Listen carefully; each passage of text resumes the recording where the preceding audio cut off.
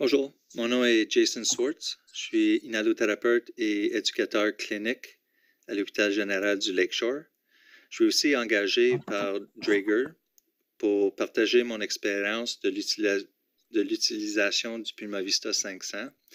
Le Lakeshore reçoit les patients COVID-19 qui ont besoin d'une admission aux soins intensifs.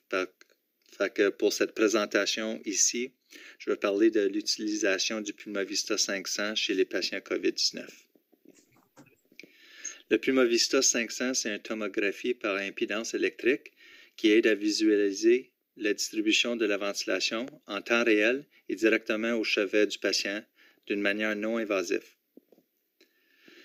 La manière que le Pulmovista fonctionne, c'est 16 électrodes autour du thorax. Ça envoie des signaux électriques, puis ça prend des mesures d'impédance. L'impédance est proportionnelle à le volume. Fait que le plus de volume, le plus d'impédance, et le moins de volume, le moins d'impédance. La tomographie prend ces mesures-là pour créer une image de la distribution régionale de la ventilation. Tout ça se fait avec un placement de la ceinture électrode entre le 4e et 6e intercostal, ou à peu près 2 pouces en dessous des aisselles. Le vu, c'est caudal acrénien, fait que c'est similaire à un CT scan. La région bleue représente la ventilation quand il y a au-dessus de 10% distribuée dans cette région-là. La région blanc, c'est la ventilation maximale. Et quand il y a en dessous de 10% les régions noires, la distribution régionale normale dans la région ventrale, c'est 8 à 15%, le mi-ventral, 35 à 40%, le mi-dorsal, 35 à 40%, le niveau dorsal, 8 à 15%. Autour de l'image, vous voyez en gris une représentation du thorax avec la colonne vertébrale en bas et le sternum en haut. Quand on regarde un glacier, puis on est sur la surface de l'eau, on voit seulement le sommet. On ne voit pas vraiment ce qui se passe en dessous de l'eau. Alors, les mesures globales qu'on fait, les plateaux, la compliance, les pressions motrices au chevet du patient, c'est seulement une petite section d'information. On voit des mesures globales. On sait que la compliance qu'on mesure dans le poumon, il y a différentes régions qui ont différentes compliances. On n'a pas vraiment les mesures régionales.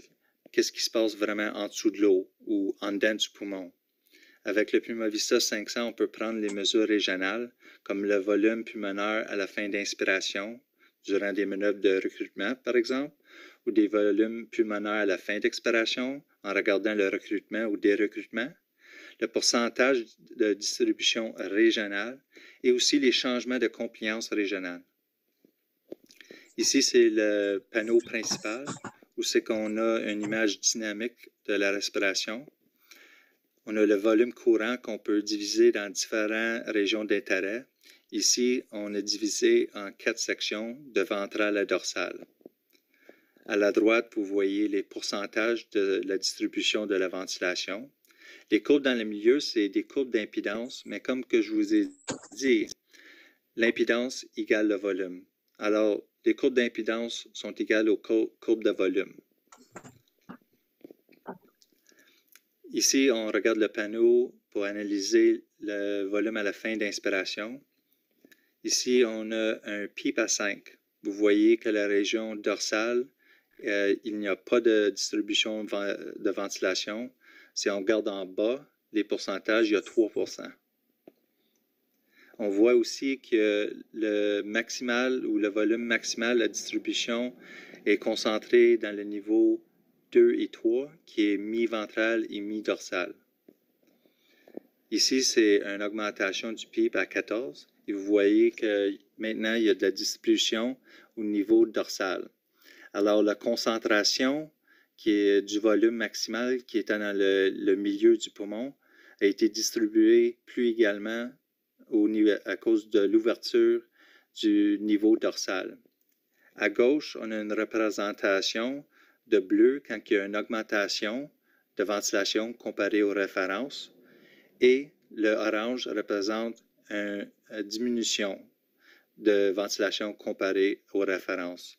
Alors ici, on voit le bleu parce que le niveau dorsal a été ouvert et là, on a eu une augmentation comparée au PIP de 5. Et vu que l'intensité qui est ici là, dans le PIP à 5 en blanc est diminuée parce qu'il y a plus de place pour le volume, vu qu'on a ouvert le niveau dorsal, ça c'est représenté par orange. Si on regarde les courbes d'impédance, ici c'est le CRF, la capacité résiduelle fonctionnelle. Ici, l'exemple du PIP à 14.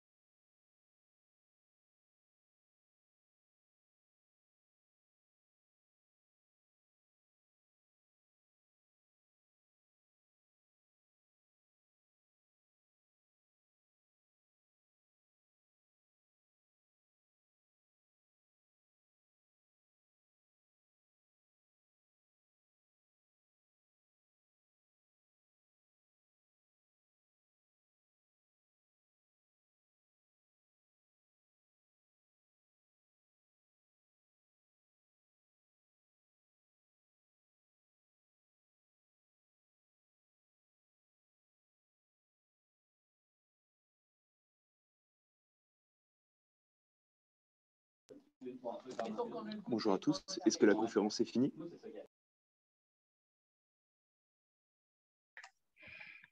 Non, ça. Ah, on n'est pas dedans. Ah, On a perdu notre animateur, peut-être.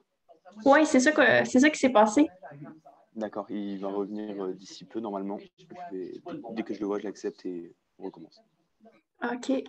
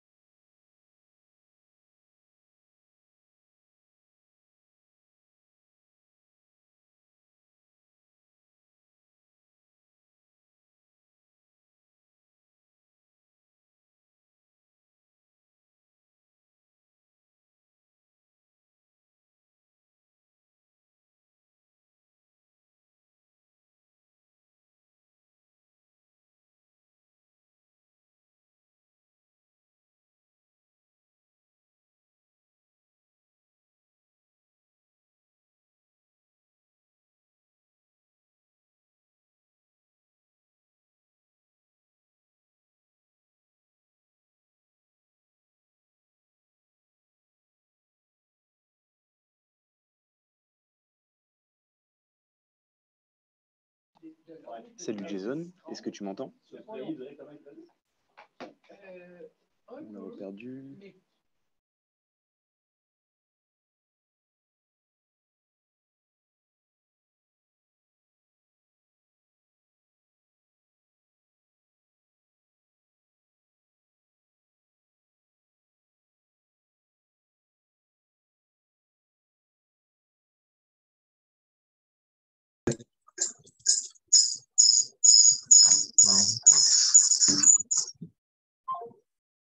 Y a-tu quelqu'un là?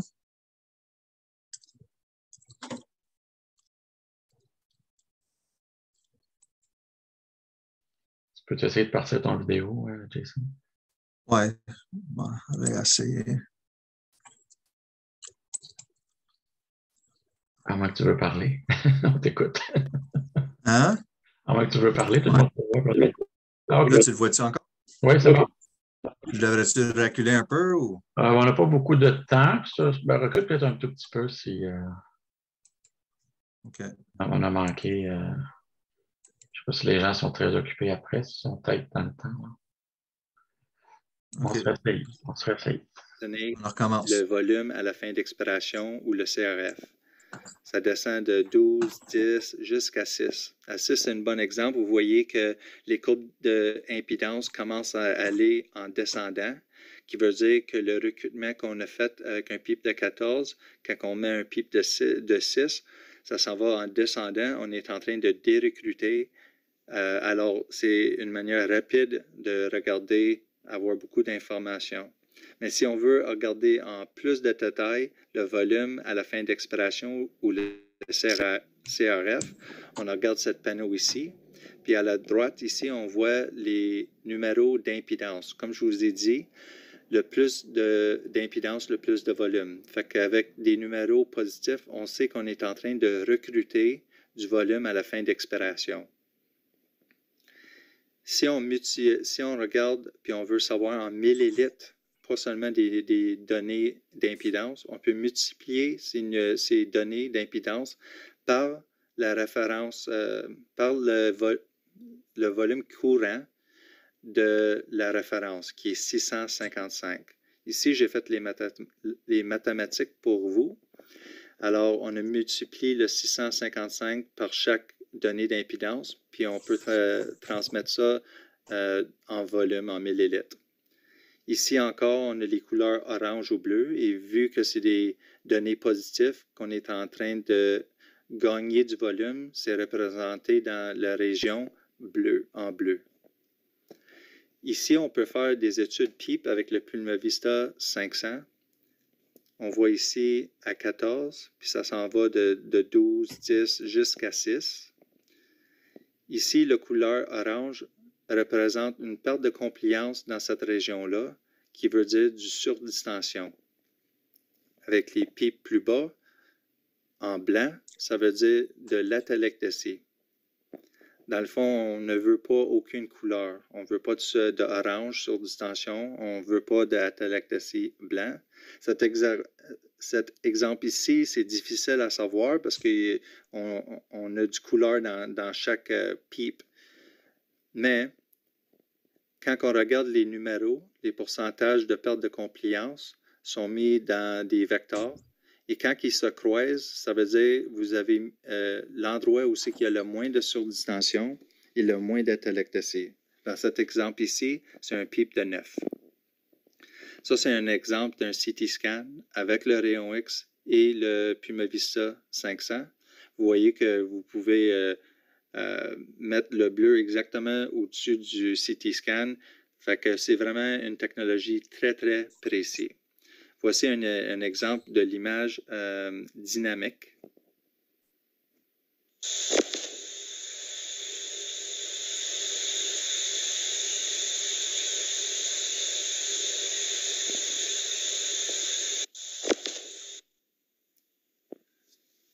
Ça, c'est un article qui explique que le COVID-19 un syndrome de détresse respiratoire aiguë atypique.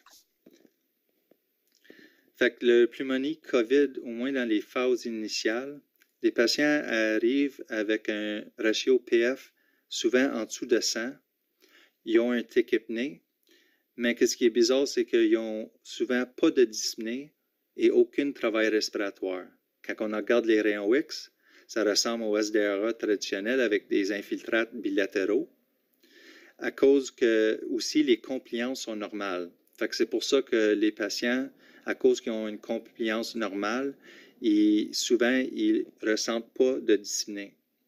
Le poids du poumon est normal parce qu'il n'y a pas d'édème à cette étape-là. Et l'aération pulmonaire est souvent normale à cause que la plupart du hypoxémie avec la pneumonie COVID, au moins dans les phases initiales, c'est une mauvaise perfusion pulmonaire à cause d'une perte dans la régulation vasoactive, des dommages endothéliales dans les vaisseaux et aussi des micro-embolies. Mais, durant le cours de la pathophysiologie, des fois, le monde il reste comme dans une phase initiale, puis il devient de plus en mieux, mais malheureusement, il y en a qui continuent vers un SDRA plus traditionnel. Ici, c'est un exemple du pneumonie COVID, un CT scan avec une aération qui est normale. Ici, à la droite, c'est un exemple d'un de nos patients avec un ratio PF en dessous de 100, mais la distribution est complètement normale. Comme je vous ai dit, ça peut continuer et empirer le pneumonie COVID puis commencer à avoir des aspects de SDRA traditionnel qui va juste continuer à empirer le ratio PF. Le dyspnée commence, les patients commencent à être dyspniques. Et on commence à voir une augmentation dans le travail respiratoire. Les infiltrates bilatéraux peuvent s'empirer. Et là, la compliance commence à réduire à cause de l'édème pulmonaire. Et le poids pulmonaire devient plus élevé. Et graduellement, on a une perte d'aération du poumon. Ça, c'est un exemple d'un de nos patients qui a transitionné dans le SDRA traditionnel. Fait que ça devient vraiment un défi quand on a des patients qui peuvent avoir le pneumonie COVID initial et il peut avoir un grand spectre entre le SDRA traditionnel. Fait qu'il y a différents degrés. Fait que ça devient vraiment un défi à savoir aussi qui sont les patients dans leur cours du COVID-19. Ici, c'est un exemple des rayons X avec les Puma-Vista. Fait qu'avec celui-ci, on voit avec le Puma-Vista qu'il y a vraiment peu de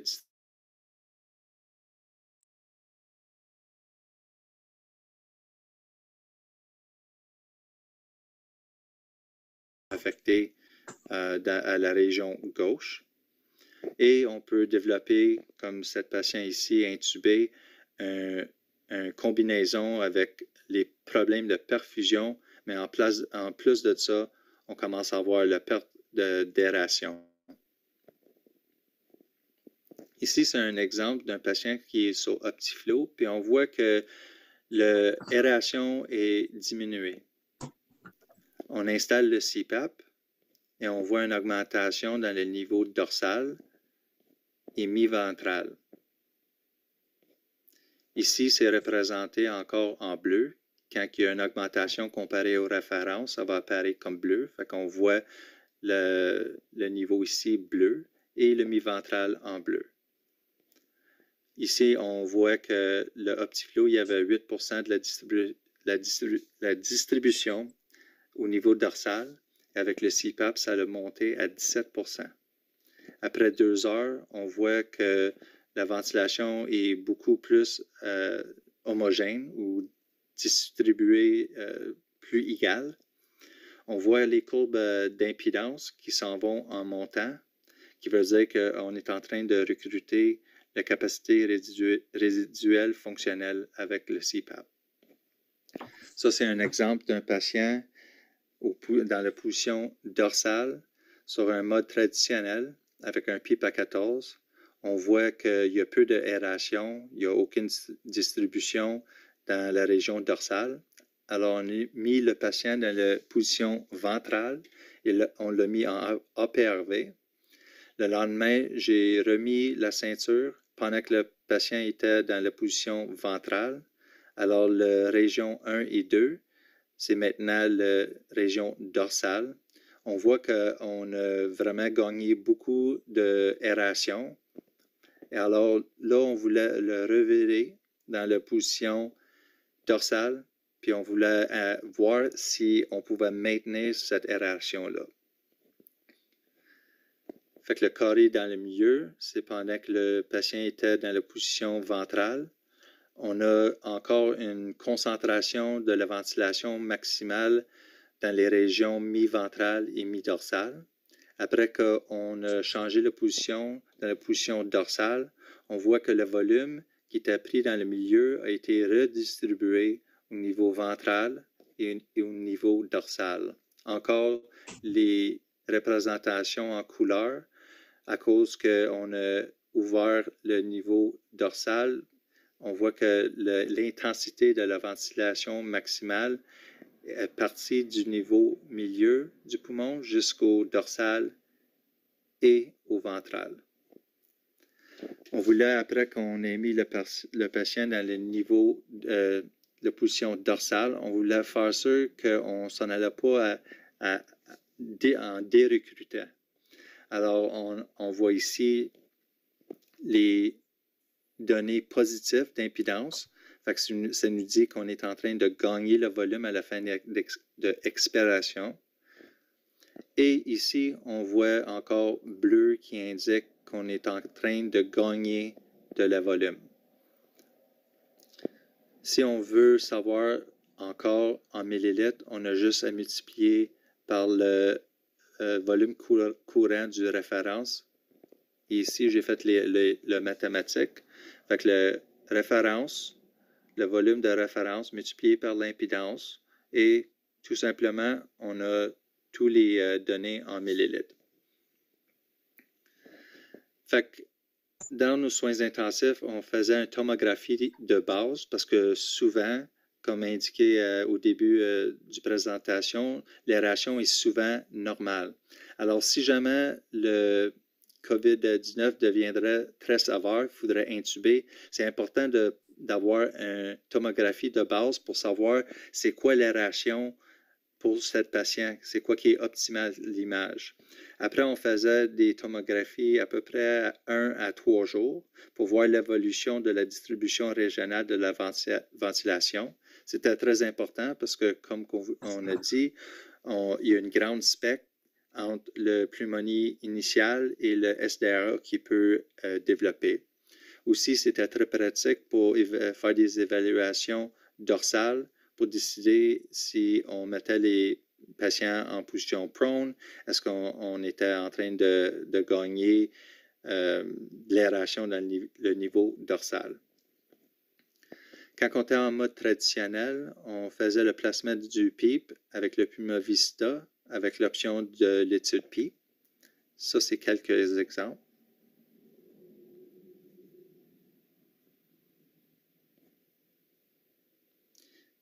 Et si on utilisait un mode non traditionnel, le APRV, on utilisait l'analyse personnalisée pour ajuster le PO en fonction de la compliance. Voici une image d'un de nos patients sur APRV.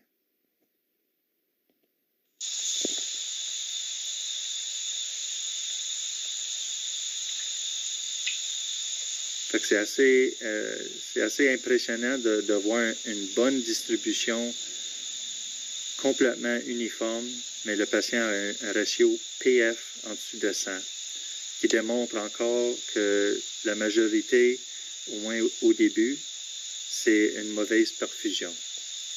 Merci beaucoup, c'est la fin de la présentation.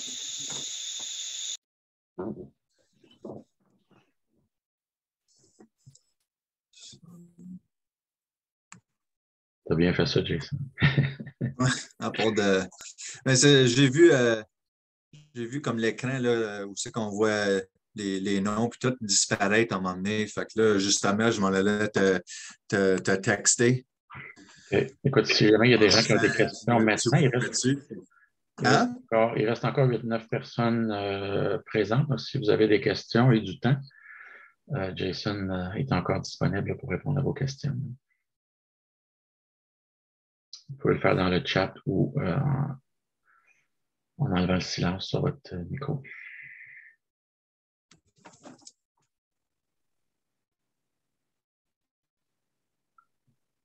S'il n'y a pas de questions, là, la vidéo va être mise sûrement sur YouTube ou quelque part. On vous informera, sinon contactez-moi.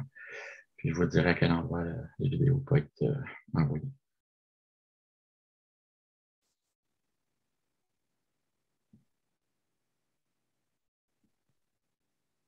Mathieu nous dit merci. Merci, Mathieu. Bienvenue.